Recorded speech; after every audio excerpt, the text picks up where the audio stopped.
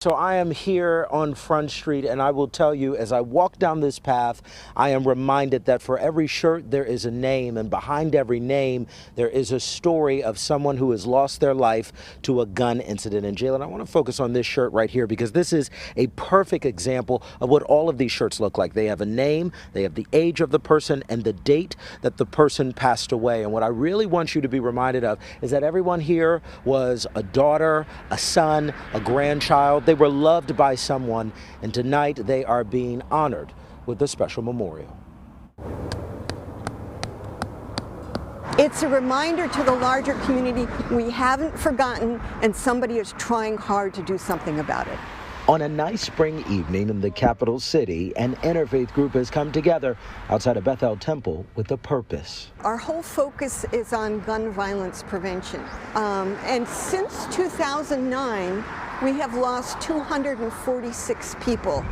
They range in age from 6 to 74. And tonight, the young and young at heart who've lost their lives to an incident involving a gun are being honored in what is being called a memorial to the lost. Since 2012, the memorial has been hosted in the yards of over 15 different places of worship, and heeding God's call to end gun violence, Interfaith Group says Front Street is a perfect location. It's to have as many people as possible see it. And they slow down and they read the signs, we need help.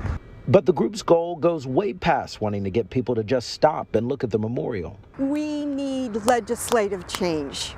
The issue is illegal handgun violence. That's what causes the majority of these deaths. There's stores that just really hurts.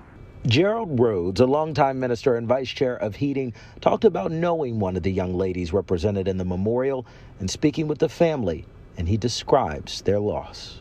You know, there's just a hole in their lives. They've lost someone that they've really cared about, and they're hurting and sorrowing, and many times they want to look strong and don't talk about it, but they need to express their sorrow some way.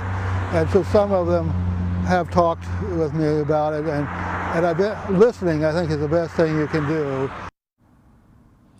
And the memorial here on Front Street will be up for the next 2 weeks, and then throughout the summer into early fall, we'll travel to different locations throughout the capital city. Reporting live here in Harrisburg, Michael Fuller, WGAL News 8.